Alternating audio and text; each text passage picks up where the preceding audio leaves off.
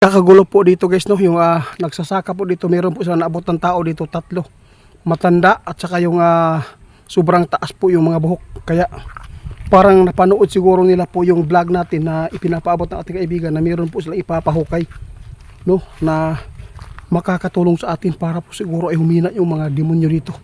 Meron talaga bro, kasama ko si Ramil ngayon guys, siya po yung maghuhukay para po ay makuha natin, kasi mahirap po pag walang kasama dito. Kasi walang mga duwindi po dito ngayon guys. Nandun po sa kanilang kaharian. Bro, sige bro, subukan mo lang nandyan sa tinabunan ko. Tinabunan ko ng ano. Saan bro? Ha? Kita mo saan kasi. Huwag kang matakot. Sinabi po na ating kaibigan, wala po silang makagawa nito kundi tayo lang. Meron po silang naabutan kanina bro. 3 tao. Nagkakagulo pa dito guys. Isa. Ito, dito daw.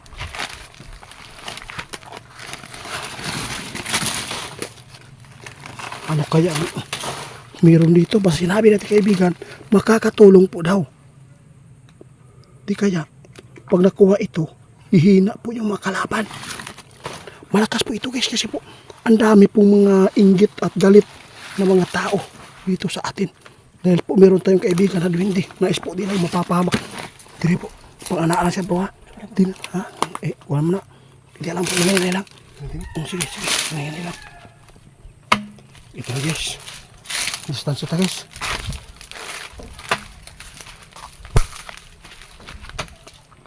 Sige bro, dandahan lang. Payag po sila kaibigan guys na i-video para po ay makita po ng may-ari dito na ito yung ginawa natin. Yung may-ari ngayon umuwi dahil po ay meron sila nakikita dito na sobrang nakakatakot po yung mga mukha nila, yung porma. Tumakbo pero bigla daw nawala doon sa unahan.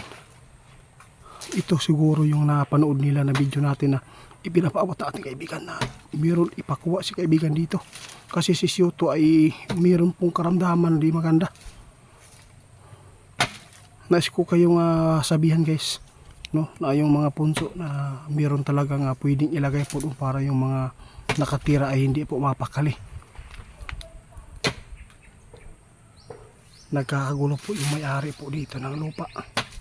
Umuwi na po doon sa kanilang kubo.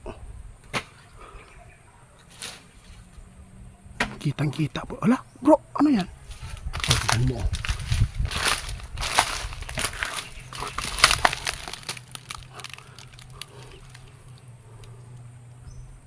Dapat hinahinay lang. Sabihin ko nito. Ha? Dadaan lang. Itok-tuyok lang bro. Itok-tuyok lang ba siya? Iyan anak.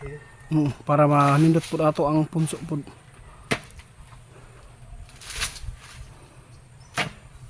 Nais po natin na matulungan yung kaibigan guys, no? At saka gusto po nila na i-video itong ginawa namin na paghukay. Ako muna bro. Ako muna. Ako muna. Mas maganda ako ang kumuha. Tumulong. Sige na. Iwan mo yung doon. Ako na bro. Oh. Iwawak food ko bro. Ano?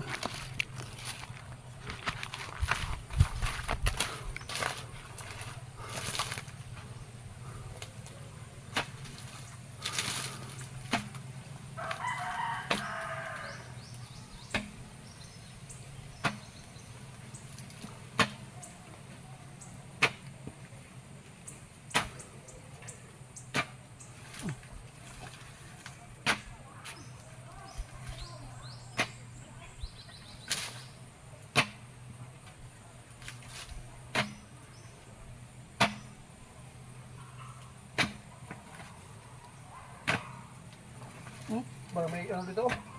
Butas bro. Kapuya di eh.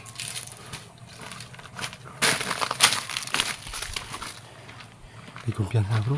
Ikaw sa. Ha? Ikaw sa. Grabe guys. Hindi na tayo nasanay sa ganitong trabaho. Hinihingal tayo. Ano kayang meron doon, no? Palibutan lang eh. Oh, silang ipalibot lang sa bro. Para makita nato kung ang sagi gibutang diya.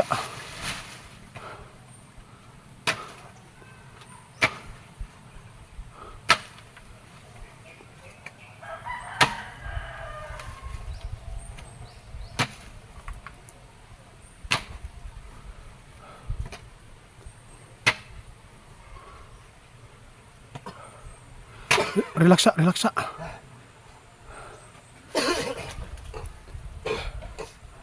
Natatakot ako dito. Parang kinakabahan ako dito, guys. Ano kaya ang ipapahukay ni kaibigan? Kasi po sinabi po nila na makatulong ito. Hindi kaya pwede natin magagamit ito sa mga mangkukulam na ibalik yung ginawa po nila dito.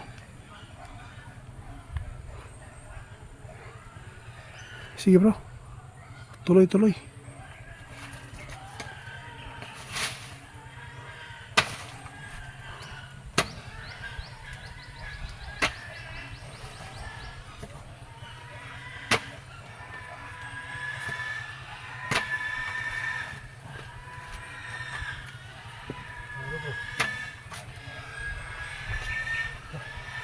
Ano? Meron?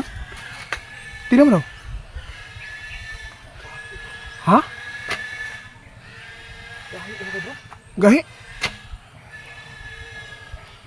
Tingnan mo. Ha? Meron? Andyan? Bro! Tarong ba? Bro! Guys, nakita namin. Anong kulay? Itong! Maitim daw, guys. Sorry! Kuha daw. Hindi ala. Isa, orasyonan mo muna. Ikaw lang mo kuhaan kay. Ikaw lang. Ang sugar mo. Orasyon mo lang.